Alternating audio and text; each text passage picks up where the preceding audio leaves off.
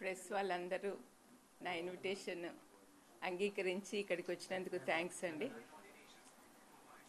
నా ఉద్దేశం ఏంటంటే, ఈ ప్రెస్ మీట్ యొక్క ఉద్దేశం ఏంటంటే, మా ఇంటి ఆడపడుచులు, వైఎస్ కుటుంబ ఆడపడుచులు మా కుటుంబ గౌరవాన్ని రోడ్డు మీదకి వేస్తున్నారండి. నేను కూడా ఆ ఇంటి ఆడపడుచునే కాబట్టి I have to defend my family. నా ఫ్యామిలీని ఇంత అన్యాయంగా ఇట్లా మాట్లాడుతుంటే భరించలేకపోతున్నామండి. అందుకనే కొన్ని విషయాలు మీ ద్వారా వాళ్ళకి చెప్దామని ఆలోచనతో నేను మీ ముందుకు వచ్చాను. ఇక్కడ నిన్న రాత్రి నేను ఒక వీడియో చూస్తూ ఉన్నాను, వీడియో క్లిప్పింగ్ ఫ్రమ్ పులివెందుల. అక్కడ మా షర్మిలమ్మ కొంగు పట్టుకొని ఓట్స్ అడుగుతుందండి. ఈ పాలిటిక్స్లో సెంటిమెంటు ఈ కొంగులు పట్టుకొని అడగడం వల్ల గెలవగలిగితే మరి లీడర్షిప్ క్వాలిటీ ఎక్కడుందండి? అక్కడ మాటకు ముందు వైఎస్ రాజశేఖర రెడ్డి కుమార్తెను అంటుంది. రాజశేఖర రెడ్డి అన్న ఉంటే కన్నా ఇలాగ చేసేవాడా? ఒక లీడర్కు ఉండాల్సిన లక్షణాలు ఏమున్నాయండి? అనవసరంగా అవినాష్ని దినమంతా హత్య చేసినాడని చూసినారా వాళ్ళు హత్య చేసినట్లు? ఎవరు వాళ్ళకి ప్రూఫ్ చూపించారండి? ఎవరైతే హత్య చేశాడో వాడేమో బయట తిరుగుతున్నాడు. వాడు చెప్పిన మాటలు నమ్మి వీళ్ళు డిసైడ్ చేసేస్తారా? వాళ్ళేనా డిసైడ్ చేసేవాళ్ళు? మరి జడ్జిలు, కోర్టులు ఎందుకండి? ఆ చిన్న పిల్లోడు వీళ్ళకంటే 10 ఏళ్ళు చిన్నోడు. అటువంటి వాడిని జీవితం అంతా నాశనం చేస్తున్నారు ఈ ఆడపిల్లలు ఇద్దరు. కొంచెమన్నా ఎంపతి ఉండాలండి. వాళ్ళలాంటి పిల్లోడే కదా, మా ఇంట్లో పిల్లోడే అబ్బాయి కూడా. మరి వాళ్లకు పిల్లలు ఉన్నారు, వాళ్ళ జీవితం అంతా ఎంత పాడు చేస్తున్నదో ఒకసారి షర్మిలమ్మ కానీ సునీతమ్మ కానీ ఆలోచిస్తే వాళ్ళకి అర్థమవుతుంది. చంపిన వాళ్ళు మేము బయట తిరుగుతున్నారు, అనవసరంగా వాళ్లకు బెయిల్ ఇవ్వమని వాళ్ళ కోసం సుప్రీంకోర్టుకి వెళ్తున్నారు. కానీ ఏ పాపం చేయని మా భాస్కరన్ ఏమో సంవత్సరం నుంచి జైల్లో ఉన్నాడు, అవినాష్కేమో బెయిల్ రద్దు చేయాలని వీళ్ళు తిరుగుతున్నారు. ఇదేం న్యాయం అండి? వింటున్న మీరన్నా చెప్పండి. మరి మా ఇంట్లో పాప ఇట్లా తయారైందంటే చాలా బాధగా ఉంది. జగనన్నను కూడా ఇంక్లూడ్ చేస్తూ ఉంది.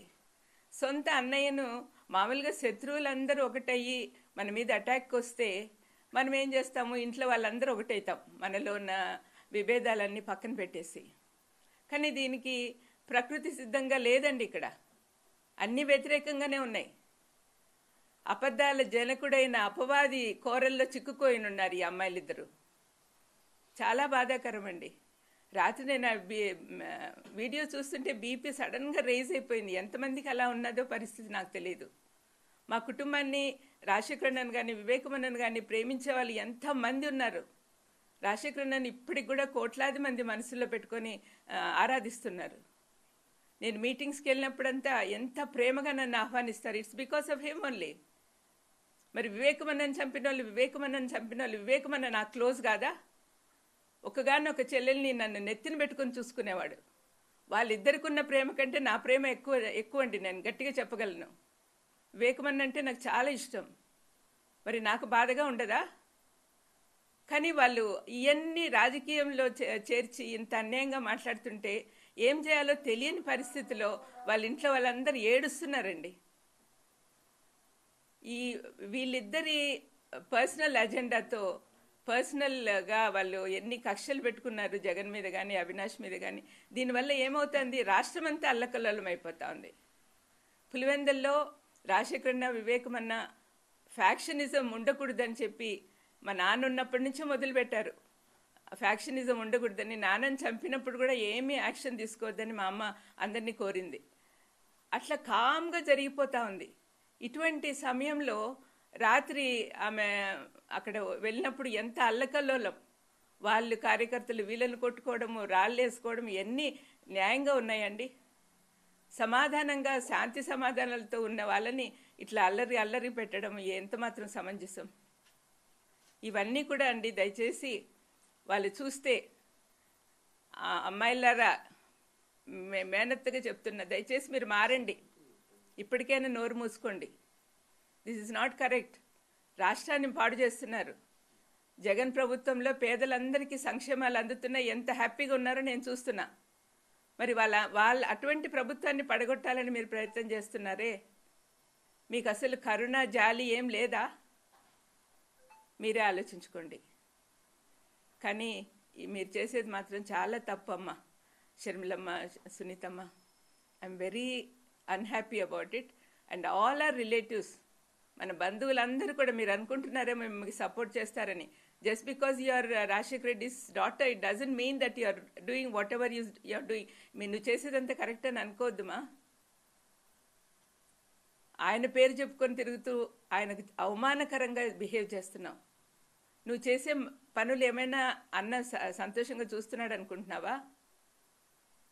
ప్రతిదీ ఆయన శత్రువులందరినీ చుట్టూ చేరారు, వాళ్ళతో ఏకమైపోయావు. రాజశేఖరన్ ఉన్నప్పుడు ఎంతమంది కష్టపెట్టారో వాళ్ళందరూ కూడా నీతో ఉన్నారుమా. ఒకసారి ఆలోచించు. ఏమో నీకు నీ కళ్ళు నీ చెవులు అన్నీ మూసుకుపోయినాయేమో అనిపిస్తూ ఉంది. పులివెందుల్లో కడపలో జరుగుతున్న ఎంత డెవలప్మెంట్ నీకు కనపడడం లేదా? ఆనాడు రాజశేఖరన్న పనిచేస్తున్నప్పుడు రాష్ట్రమంతా తిరుగుతుంటే వివేకమన్న పులివెందుల్లో ఉండి చూసుకునేవాడు. మరి ఏదో తప్పు మార్గంలో వెళ్ళాడు, కాంగ్రెస్కు సపోర్ట్ చేస్తూ ఎనిమి అయిపోయినాడు. ఆ రోజు నుంచి తనకు జగన్కు ఒక సపోర్ట్ కావాలి కదా, అందుకని యవనస్తుడైన అవినాష్ని పెట్టుకున్నాడు. అవినాష్ ఏ లోటు లేకుండా గత 5 సంవత్సరాలు ఎంత పని చేసినాడో మీరు అందరూ చూసినారు. అవన్నీ ఎందుకు ఆలోచించటం లేదు మీరు? ఒక్కసారి ఆలోచించమ్మా దయచేసి. ఇద్దరు కూర్చొని మాట్లాడుకోండి, మీరు చేసే పనులు కరెక్ట్గా ఉన్నాయా లేదా, ప్రజలకి ఎంత హామ్ చేస్తున్నారో ఒక్కసారి ఆలోచించండి. మీకు అసలు ప్రజల మీద ప్రేమ ఉందా?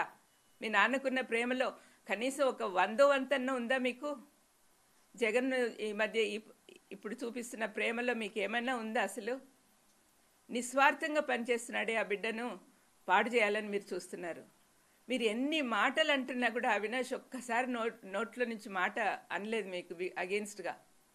పైపెచ్చు నాతో అంటున్నాడు, అక్కోళ్ళ కోసం నేను ప్రార్థన చేస్తున్నాను అత్త అని.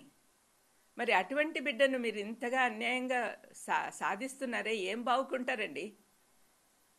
మీ చుట్టూ ఉన్న వాళ్ళందరూ కూడా మిమ్మల్ని నాశనం చేయడానికి ప్రయత్నం చేస్తున్నారు.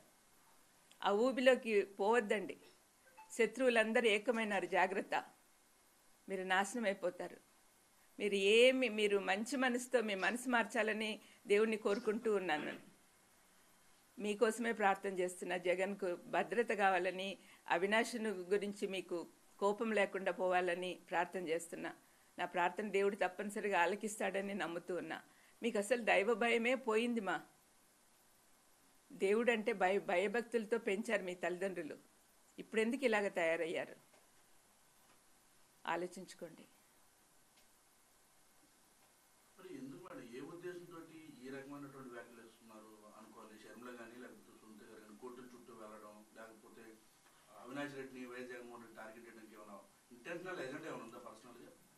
మాకైతే ఏం కనపడడం లేదండి. ఎందుకు అట్లా చేస్తుందో మాకు అర్థమే కావట్లేదు. ఈ ఆస్తులు గొడవ అంటారా, మీకు అందరికీ తెలిసిందే. ఈడీలో ఉంది, ఈడీ నుంచి రిలీజ్ అవుతానే ఇస్తానని చెప్పాడు జగన్. అందరికీ తెలిసిన విషయమే కదా. మరి ఎందుకు అంత కోపం పెంచుకుంటా ఉందో తెలియదండి.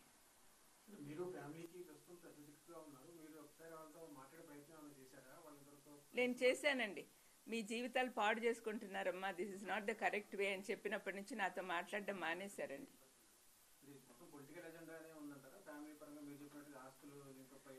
కాదండి, మీలాంటి వాళ్ళు ఎవరైనా బయట అడిగితే, మీలాంటి వాళ్ళని ఎవరైనా అడిగాను అనుకోండి, ఏం చెప్తారు? వాళ్ళ మాటల్లో పర్సనల్ అజెండా, పర్సనల్ గ్రడ్జ్ కనపడతా ఉంది, కక్ష సాధింపు. ఇది మాలో ఎప్పుడు కనిపించలేదండి. మా ఫ్యామిలీలో ఎవరికి కూడా ఇట్లాంటి కక్ష సాధింపులు లేవు. మరి ఎందుకు ఆ పాపకు వచ్చిందో నాకు తెలియదండి.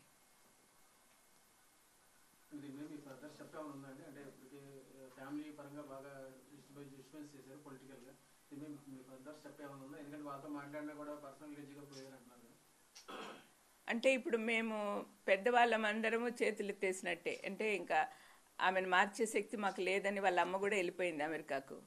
ఇంకా మిగతా పెద్దోళ్ళు, నాతో పాటు తమ్ముళ్ళు కానీ మా పెద్ద వదిన కానీ వీళ్ళందరూ కూడా మాట్లాడడానికి అశక్తులుగా ఉన్నారు. ఎందుకంటే ఎట్లా చెప్పిన మాట వినదు, ఎందుకులే అన్నట్టుగా. కానీ దీనివల్ల రాష్ట్రం నాశనం అయిపోతుంది, ప్రజలంతా బాధపడుతున్నారు. నేనెప్పుడు పేదోళ్ళ పక్కన తిరుగుతూ ఉంటానండి, పేదోళ్ళ మధ్యలో. వాళ్ళ బాధలు చూశాను నేను. వాళ్ళు ఎంత కష్టపడుతున్నారో చూశాను. ఈ 5 సంవత్సరాల నుంచి కోవిడ్ టైంలో కానీ, కోవిడ్ తర్వాత కానీ ప్రజలు ఎంత ధైర్యంగా నిద్రపోతున్నారంటే అది కేవలం జగన్ ప్రభుత్వం వల్లనే. మరి ఇలాంటప్పుడు ఈ పిల్లలు ఇద్దరు వచ్చి ఇంత నాశనం చేస్తుంటే శత్రువులతో ఒకటయ్యి ఎంత బాధగా ఉంటుందో మీరే ఆలోచించండి. ఈ అక్కా చెల్లెల ఎజెండా ఏమనుకుంటున్నారు మేడం? స్పష్టంగా అంటే ఇన్నోరు రాష్ట్రంలో తిరిగారు, ఇప్పుడు పులివెందుల మీద తిరుగుతున్నారు. అంటే మీ కుటుంబాన్ని కంచిపోటు అక్కడే మిమ్మల్ని వ్యక్తిగతంగా డ్యామేజ్ చేసేలాగా మాట్లాడుతున్నారు. దాన్ని అజెండా ఏముందండి? వాళ్ళు శత్రువుల చేతుల్లో కీలుబొమ్మలు అయిపోయారు. అంతకంటే వేరే అజెండా లేదు. వాళ్ళకి డబ్బులు బాగా ఇస్తా ఉన్నారు అన్నారో అనుకుంటున్నారో, లేకపోతే పదవులు ఇస్తామంటున్నారో, లేకపోతే ఇంకా ఏం చేస్తున్నారో నాకైతే తెలియదు. కానీ వరల్డ్లీ బెనిఫిట్సే వాళ్ళు కోరుకుంటున్నారు. జగన్ సీఎం అయినప్పటి నుంచి బంధువుల రికమెండేషన్లు పెద్దగా పట్టించుకోడే. ముందు నుంచి చెప్పినాడు మాకు, మీరు బంధువులు ఇంటర్ఫియర్ కావద్దండి, నాకు మొహమాట పెట్టద్దండి, నాకు మా ఆఫీసర్లు, మా మినిస్టర్లు, మా ఎమ్మెల్యేలు వాళ్ళు ఎట్లా చెప్తే అట్లా పోదాము అన్నట్టుగా చెప్పాడు. అందుకని వాళ్ళకి పనులు కావట్లేదని కోపం పెట్టుకున్నారు. అందరికీ పదవులు కావాలండి, అందరికీ పదవులు కావాలా? పదవులు లేకుండా మనం దేవుని సేవ కానీ ప్రజల సేవ కానీ చేయలేమా?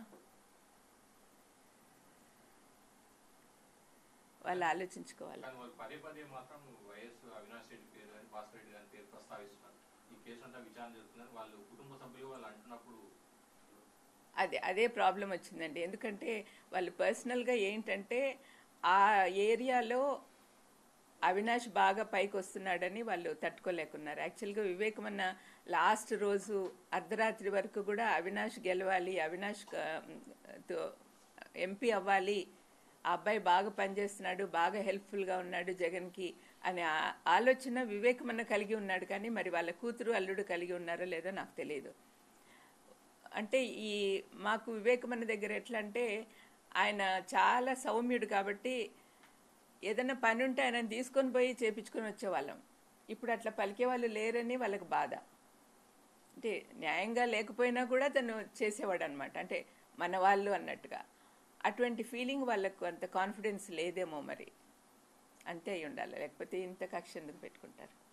ఇంటి ఆడపడిచి ఆ ప్రాంత ప్రజలకు ఏం చెప్పదలుచుకున్నారు? ఒకవైపు కొంతమంది వాళ్ళు ఉన్నారు, ఇటువైపు మీరు ఉన్నారు, మీరు ఏం చెప్పదలుచుకున్నారు? నా పర్సనల్ వ్యూ ఏంటంటే అండి, ప్రస్తుత ప్రభుత్వం కొనసాగాలి. వైఎస్ఆర్ కొడుకు ఒక పక్క, కూతురు ఒక పక్క ఉన్నారు. కూతురుకు వేసే ప్రతి ఓటు శత్రువులకు పోతుంది. వాళ్ళు ఎట్లాగో ఎవరు సీఎం అవ్వరు. మరి సీఎం కావలసిన జగన్కి మీరు సపోర్ట్ చేస్తే తప్పనిసరిగా మన ప్రాంతమే కాకుండా రాష్ట్రం అంతా అభివృద్ధి పొందుతుంది. కాబట్టి మీరు జాగ్రత్తగా ఆలోచించండి, ఏది మంచో ఏది చెడో మీకే తెలుస్తుంది. పులివెందుల ప్రజలు, కడప ప్రజలందరూ కూడా మనసు పెట్టి ఆలోచించండి. వీళ్ళు ఏదో సెంటిమెంట్ కోసం పోయి కొంగులు చాపి ఓట్లు అడిగినంత మాత్రాన మీరు కరిగిపోతారా? ఆ సెంటిమెంట్ మిమ్మల్ని రాష్ట్రం ఏలేదానికి సహాయం చేస్తుందా? దయచేసి మీరు ఆలోచించండి. అందరూ అవినాష్కు, జగన్కు ఓటేయమని మీకు అందరికి కూడా విన్నపం చేసుకుంటున్నానండి.